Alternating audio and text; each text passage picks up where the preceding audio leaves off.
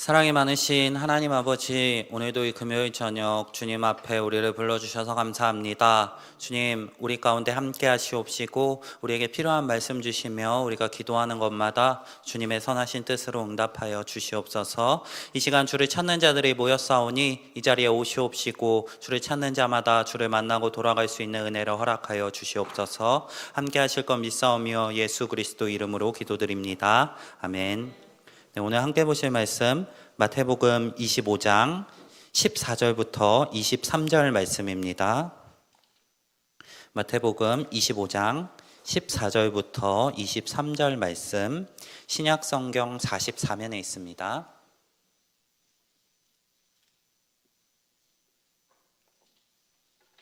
마태복음 25장 14절부터 23절 한 절씩 교독하도록 하겠습니다.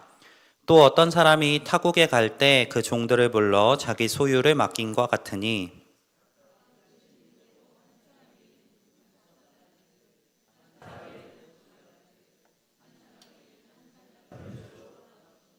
다섯 달란트 받은 자는 바로 가서 그것으로 장사하여 또 다섯 달란트를 남기고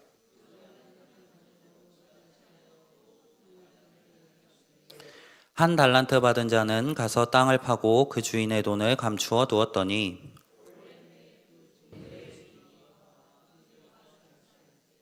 다섯 달란트 받았던 자는 다섯 달란트를 더 가지고 와서 이르되 주인이여 내게 다섯 달란트를 주셨는데 보소서 내가 또 다섯 달란트를 남겼나이다.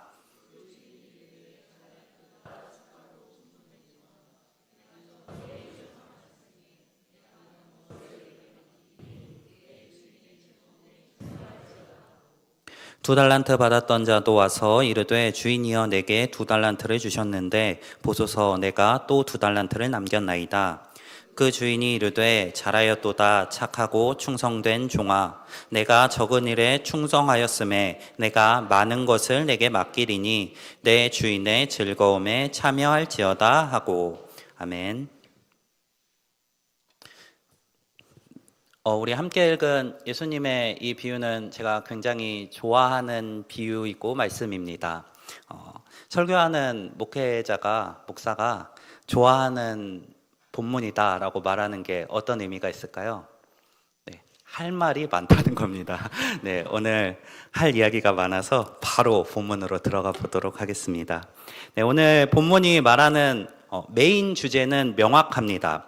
앞선 25장 1절부터 예수님께서 한 가지 비유를 하십니다. 우리 잘 알고 있는 열 처녀의 비유입니다.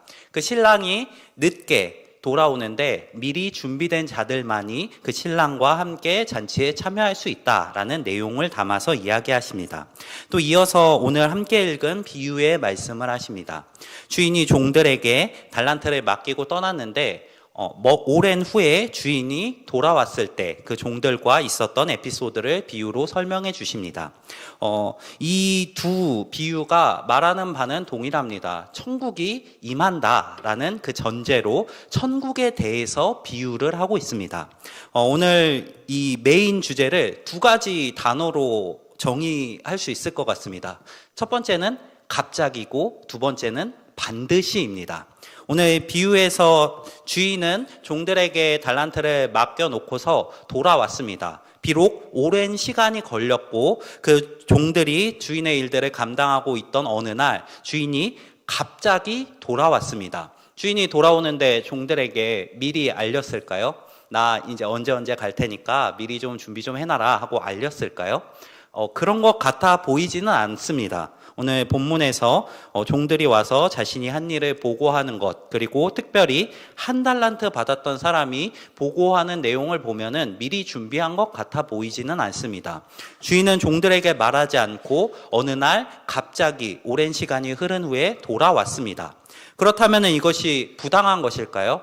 일을 맡겨놓고 어느 날 불시에 찾아와서 점검한다. 우리 직장에서 그런다고 생각해 보시면은 눈앞이 막막해질 것 같습니다.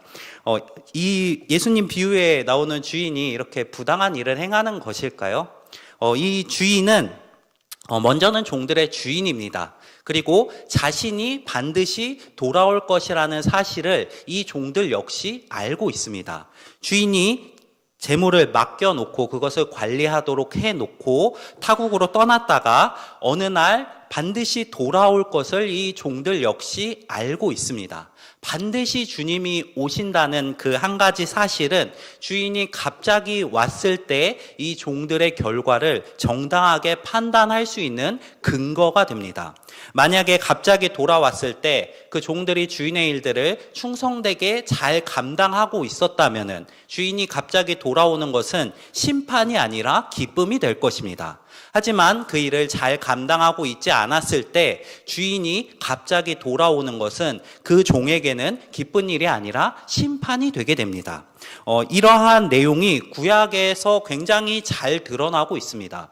구약 선지자들은 이스라엘에게 하나님의 날이 임할 것을 예언합니다. 특별히 요엘, 아모스, 스바냐 선지자가 쓴 이 선지서의 주제는 여호와의 날입니다.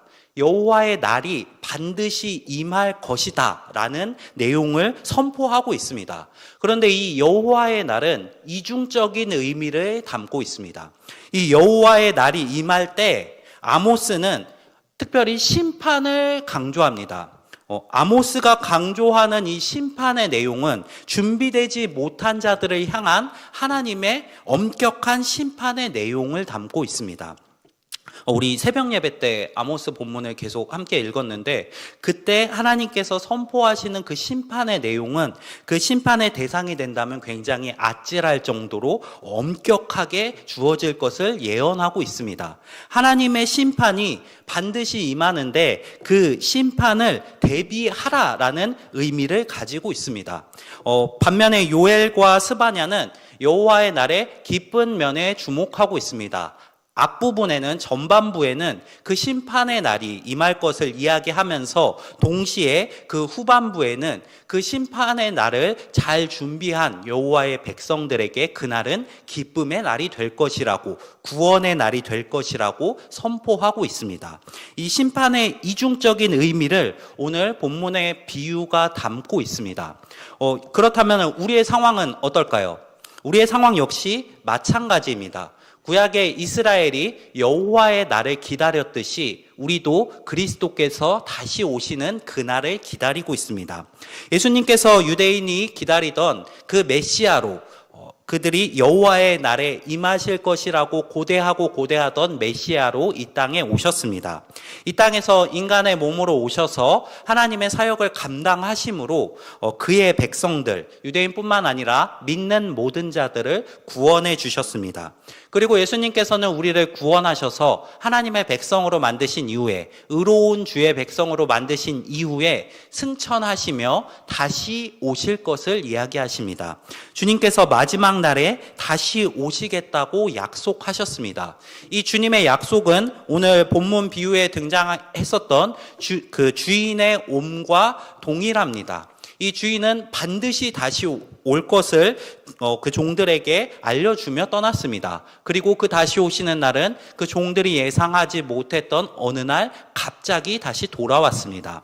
주님께서도 이렇게 돌아오실 것입니다. 우리에게 약속하셨던 것처럼 반드시 돌아오실 것입니다. 그리고 그날은 아무도 모르는 어떤 순간 갑자기 돌아오실 것입니다.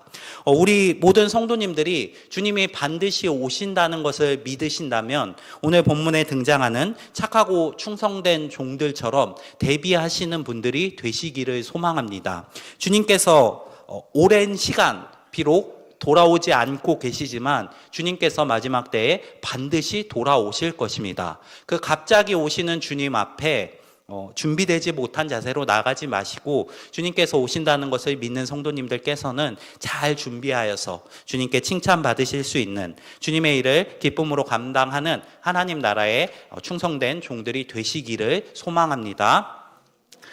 이어서 우리는 종들의 모습에 집중해 보려고 합니다. 예수님의 비유에 등장하는 종들의 모습, 그리고 주인의 칭찬을 통해 주님의 다시 오심을 어떻게 준비할지, 그리고 준비하는 자들에게 주어지는 은혜가 어떤 것인지를 살펴보려고 합니다. 오늘 본문에서 주인은 종들에게 달란트를 맡기고 떠났습니다. 우리 성도님들은 이 달란트를 많이 받기를 원하시나요? 조금만 받기를 원하시나요? 네, 많이 받기 원하시겠죠? 네, 저도 많은 달란트를 받기 원합니다. 그러면은 이 달란트가 무엇인가, 그 달란트가 무엇인지가 굉장히 중요할 것입니다. 우리가 그토록 받기 원하는 달란트가 무엇인가를 먼저 살펴보려고 합니다.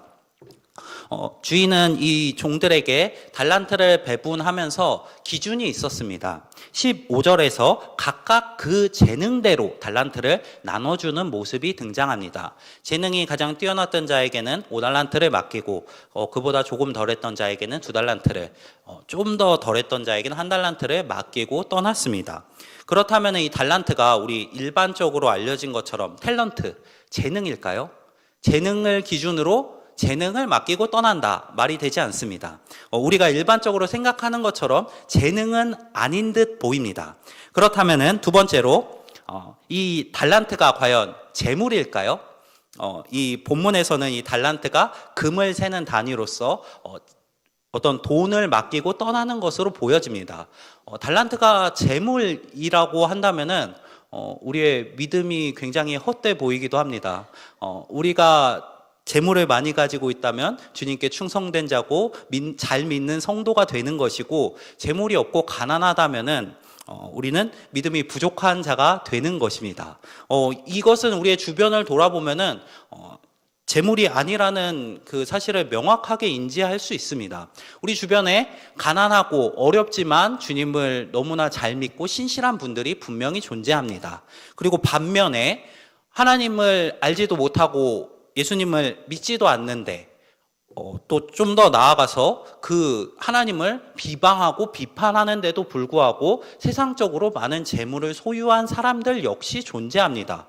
이 두 가지를 봤을 때 이 비유에서 등장하는 게 달란트처럼 보이지도 않습니다. 그렇다면 이 달란트가 의미하는 것은 무엇일까요? 달란트는 종들에게 어떤 의미였을까요? 주인이 종들에게 달란트를 맡기고 떠났다. 이 재물을 맡기고 떠났다라는 것은 곧 이 종들에게는 일입니다. 재능이 있는 자들에게 많은 일감을 맡기고 떠난 것이고, 재능이 조금 적은 자에게는 조금 적은 일감을 맡기고 떠난 것입니다. 종들에게 있어서 달란트는 자신들이 먹고 누려도 되는 재물이 아니라 자신들이 잘 관리하고 주인을 위해 불려야 하는 일감이었습니다. 주인이 일감을 맡기고 떠난 것으로 볼 수 있습니다. 어떤 종이 칭찬을 받았을까요? 5달란트를 맡기고 5달란트를 받고 5달란트를 남긴 종이 잘했을까요? 2달란트 맡고 2달란트 남긴 종이 잘했을까요? 아니면 1달란트를 그대로 보유한 종이 잘했을까요? 세상적 기준으로는 5달란트 받고 5달란트 남긴 종이 잘했을 것 같습니다. 비유에서 재능대로 맡겼다고 하는데 우리에게 맡긴 주님의 일도 과연 그러할까요? 그리고 5달란트를 받은 종들이 더 칭찬받는 것이 마땅할까요? 명확하지는 않지만 또 별로 그렇게 중요하지도 않지만 재물이 기준이라면 이 답은 노입니다. 재물이 기준이라면은 이 받은 것을 그대로 남긴 종들이 더 칭찬받는 것은 합당하지도 않고 우리에게 재능대로 맡긴 것도 아니게 됩니다. 본문에서 달란트가 의미하는 바는 재물이 아니라 주인의 일이라고 말씀드렸습니다. 현재로 따지면은 하나님의 일, 재능이 있는 자들에게 하나님의 일을 많이 맡기신다는 것입니다. 제가 중요하지 않다고 말씀드렸는데 중요한 것은 맡겨진 일의 양이 중요한 게 아니라 그 일을 얼마나 잘 감당했는가, 그리고 주인이 그 일을 감당하는 종의 모습을 보고 얼마나 기뻐하는가일 것입니다. 오늘 본문에서 5달란트 받은 종, 그리고 2달란트 받은 종은 똑같이 100%의 이익을 남겼습니다. 세상적인 기준이라면은 100%의 이익을 똑같이 남겼을지라도 더 많은 돈을 관리하고 남긴 종이 더 잘했다고 칭찬을 받아야 합리적일 것입니다. 그런데 오늘 주인이 와서 이 종들을 칭찬하는 내용을 보면은 주인의 마음이 어떠한가를 우리는 엿볼 수 있습니다. 21절과 23절에서 각각 5달란트 받은 종과 2달란트 받은 종에게 칭찬하는 내용이 등장하는데요. 우리 본문에 띄어진 말씀을 함께 같이 읽어보겠습니다. 21절 먼저 함께 읽어보겠습니다. 잘하였도다 착하고 충성된 종아, 내가 작은 일에 충성하였음에 내가 많은 것을 내게 맡기리니 내 주인의 즐거움에 참여할지어다 하고, 자, 이번에는 2달란트 받은 종에게 하시는 칭찬을 함께 읽어보겠습니다. 잘하였도다 착하고 충성된 종아, 내가 적은 일에 충성하였음에 내가 많은 것을 내게 맡기리니 내 주인의 즐거움에 참여할지어다 하고. 네, 어떤가요? 완전히 동일하게 칭찬하고 있습니다. 5달란트를 맡고 5달란트를 남겼든 2달란트를 받고 2달란트를 남겼든 동일하게 주인은 그 종들을 칭찬하고 자신의 즐거움에 참여하라고 이야기하고 있습니다. 우리가 주님의 달란트를 얼마나 맡는지, 그것은 사실 중요한 게 아닙니다. 주님이 우리에게 맡기시는 주님의 일은 주님의 생각에 합당한 양, 주님의 기준대로 우리에게 맡겨주십니다. 그리고 그 일에, 우리가 지금 주어진 일에 얼마나 충성하였는가를 기준으로 하여서 주님께서는 우리를 칭찬하십니다. 내가 얼마나 맡았는가가 중요한 게 아니라 그 맡은 일을 얼마나 충성하였는가가 중요한 것입니다. 우리 성도님들, 아까 제가 여쭤봤었습니다. 많은 달란트를 받기 원하시나요? 네, 많이 받기 원한다고 하셨습니다. 네, 많은 일들 맡으시길 바라겠고, 많은 일이 맡지 못할지라도, 내가 감당할 수 있는 일이 비록 적을지라도 그 일에 충성하시는 분들이 되시기를 바랍니다. 얼마나 많은지가 중요한 것이 아니라 얼마나 충성하였는지가 중요한 것입니다. 오늘 본문에 등장하는 종들은 각각 한 명은 5달란트, 한 명은 2달란트를 맡았지만 주인은 그 두 종들이 자신에게 순종하고 충성하는 모습을 바라보며 그 두 종을 향해 동일하게 착하고 충성된 종이라고 칭찬하며 동일하게 자신의 즐거움에 참여하라고 이야기하고 계십니다. 우리 주님께서 우리를 통하여 계획하신 일들을 우리가 기쁨으로 감당함으로 주님께 착하고 충성된 성도들이라고 칭찬받으실 수 있는 우리 모든 의동교회 성도님들이 되시기를 바랍니다. 네, 두 번째로 살펴볼 것은 이 종들은 무엇으로 살아가는가입니다. 주인이 종들에게 각각 2달란트, 5달란트, 1달란트를 맡기고 떠났습니다. 그러면은 이 종들은 일단 그 달란트를 가지고 첫 번째로는 주인의 그 일을 감당하며 주인의 재산을 불리는 게 첫 번째의 목적일 것입니다. 주인이 맡긴 그것을 통하여서 주인의 일을 감당하는 게 첫 번째 목적인데, 그 일을 감당하면서 이 종들은 어떻게 먹고 살까요? 주인의 일을 감당하면서 그 맡기신 것을 통하여서 먹고 살아가야 합니다. 이 종들은 주인이 5달란트를 맡기고 떠났을 때 그 5달란트로 주인의 일을 감당하면서 동시에 그 주인이 맡긴 그 달란트를 통하여서 자신의 삶을 영위해야 할 것입니다. 그러면 이 달란트의 의미는 첫 번째로는 하나님의 일이면서 동시에 이 일과 함께 부수적으로 나의 삶을 영위하는 도구가 될 것입니다. 게으른 종은 어떻게 했나요? 게으른 종은 주인이 맡긴 것을 그저 땅에 묻어 두었습니다. 그렇다면 이 게으른 종은 어떻게 살아가야 할까요?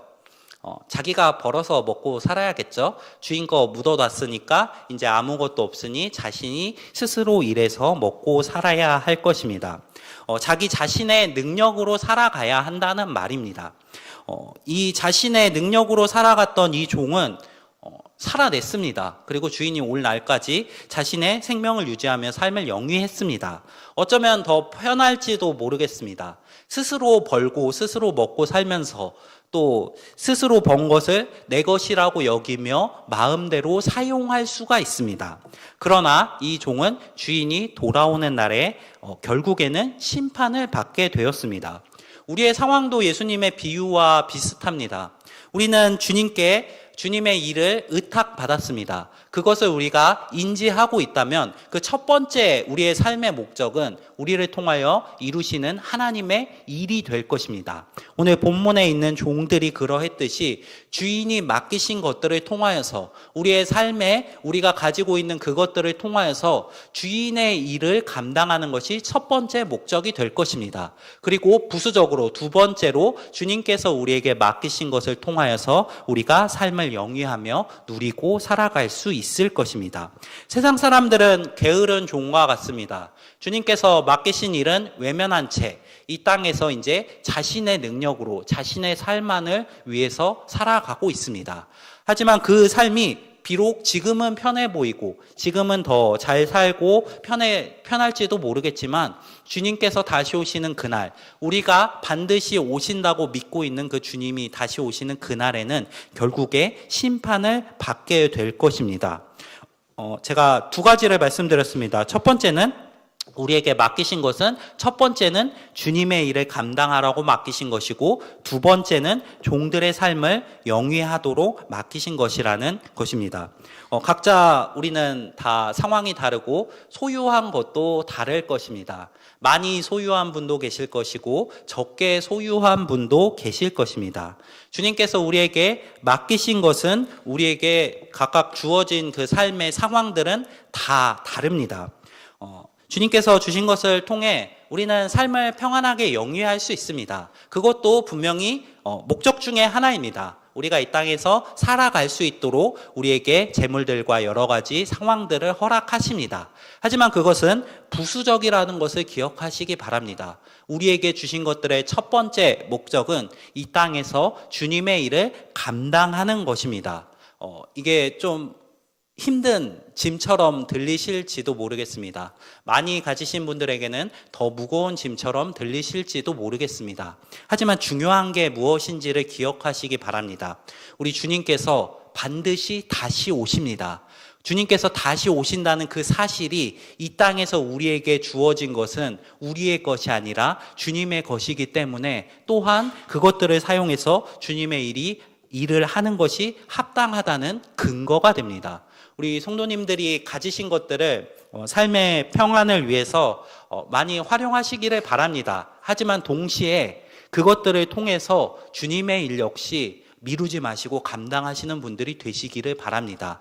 주님께서 우리에게 그 맡기신 것들을 통하여서 이 땅에서 하나님의 일이 이루어지는 것을 기쁨으로 여기시며 하나님께 그 다시 오실 그날에 착하고 충성된 성도라고 칭찬받으실 수 있는 우리 성도님들이 되시기를 바랍니다. 네, 마지막으로 이 종들이 일한 결과에 한번 주목을 해보려고 합니다.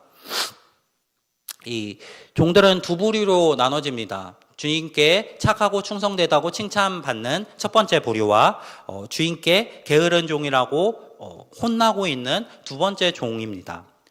그런데 이 종들이 받은 결과는 조금 특이하게 나타납니다. 착하고 충성된 종들은 배의 결실을 맺습니다. 5달란트 받은 자는 5달란트를 남기고 2달란트 받은 자는 2달란트를 남깁니다. 이 비유에서 우리가 좀 더 쉽게 이해하려면은 누군가는 열심히 했는데 실패하는 모습도 있으면은 조금 더 잘 이해가 될 것 같습니다. 우리가 이 땅에서 주님의 말씀을 따라 산다고 다 성공만 할까요? 그렇다면 좋겠지만 그럴 수도 있고 아닐 수도 있습니다. 오늘 예수님의 비유에서 등장하는 이 종들은 주인의 그 재물들을 가지고 사업을 하기만 하면은 성공을 합니다. 그리고 주인의 일을 감당하지 않은 종은 결국에는 심판을 받습니다. 예수님께서 말씀하시는 이게 현실적이지 않은 것처럼 보이지는 않으시나요? 네, 예수님께서 하시는 이 말씀이 이 세상에 관한 말씀이 아니시기 때문입니다. 예수님께서는 이 비유를 하시면서 앞에 전제를 붙이셨습니다. 또라는 전제를 붙이셨고 이 비유에 앞서 하신 비유에는 천국은 마치라는 그 전제를 붙이셨습니다. 오늘 예수님의 비유는 천국에 관해서 이야기하고 계신 것입니다. 착하고 충성된 종들은 성공하고 주님께 충성하지 않는 종들은 비록 그 재산을 유지하는 데는 성공했을지라도 게으르다고 심판받는, 그것이 천국에서 일어나는 일입니다. 세상의 기준과는 다른 방식으로 천국의 기준이 적용되는 것입니다. 우리의 삶에도 동일하게 다른 기준으로 적용됩니다. 오늘의 비유 그대로 적용되는 것은 천국에서의 모습이고 실제로 세상에서 적용되는 모습은 조금 다를 수도 있습니다. 제가 한번 극단적인 예시를 들어보도록 하겠습니다. 얼마 전에 수능이 끝났는데 주일에 나와서 예배하는 학생들이 공부 더 잘할까요? 아니면은 주일에 학원 가서 공부하는 친구들이 시험을 더 잘 볼까요? 일반적이라면 다른 모든 조건이 똑같다면은 공부 더 많이 한 사람이 잘 보는 게 합리적입니다. 조금 더 우리에게 와닿는 예시로 우리가 자영업자라고 생각해 보시기 바랍니다. 자영업자가 주일에도 일하면은 돈을 많이 벌까요? 주일에는 일 안 하고 예배하면은 돈을 많이 벌까요? 네, 마찬가지로 합리적으로 생각한다면은 주일에도 일하는 게 돈을 많이 법니다. 제가 그렇다고 해서 주일에 일하시라고 얘기하는 것도 아니고 주일에 학원 가는 게 맞다고 이야기하는 것도 아닙니다. 이렇게 했을 때에도 공부를 더 잘하거나 또 혹은 사업장이 더 번창할 수도 있습니다. 그것이 은혜입니다. 하지만 안 그럴 수도 있다는 것을 말씀드리는 것입니다. 이것은 이상한 게 아닙니다. 우리가 믿음을 가지고 살아가는 길을 성경은 이렇게 표현합니다. 좁은 길. 그리고 예수님께서는 십자가를 지고 따라오는 길로 표현하십니다. 우리가 걸어가는 길은 세상의 박해를 감당하며 살아가는 길입니다. 주님께서는 우리가 주님을 믿음을 통하여서 하나님께 속하였으므로 세상이 우리를 미워하고 박해할 것이라고 말씀하십니다. 방금까지 세상의 기준으로 말씀을 드렸습니다. 세상의 기준에서는 더 힘든 게 맞습니다. 또 때로는 주님의 말씀대로 살아간다면 보다 실패할 가능성이 높은 게 현실적입니다. 그런데 이 기준이 제가 아까 예수님의 비유에서 두 가지가 있다고 말씀드렸죠. 천국의 기준으로 봤을 땐 어떨까요? 천국의 기준으로 봤을 때 주일날 학원 가는 친구들이 성공하는 걸까요? 예배하는 친구들이 성공하는 걸까요? 또 주일날 일하는 사람들이 성공할까요? 아니면은 예배하는 사람들이 성공할까요? 주님의 기준은 명확합니다. 주님께 충성되고 주님께 예배하는 자들이 세상에서는 실패하는 것처럼 보일지라도 그들이 성공하는 것입니다. 우리 성도님들이 초점을 하나님께 맞추시기를 바랍니다. 하나님의 기준으로 우리의 삶을 판단하시기를 바랍니다. 하나님의 기준에서는 세상의 성공과 다른 기준이 적용됩니다. 하나님께서는 이 세상의 성공을 기준으로 우리를 판단하지 않으십니다. 세상에서 얼마나 성공하고 돈을 많이 벌었나가 하나님께는 중요한 기준이 아닙니다. 하나님이 우리를 판단하는 기준은 우리가 주님께 얼마나 충성되고 착하게 주의 일을 감당하였는가입니다. 우리 성도님들이 하나님의 기준을 따라가시는 분들이 되시기를 소망합니다. 예수님께서 먼저 그러한 본을 보여주셨습니다.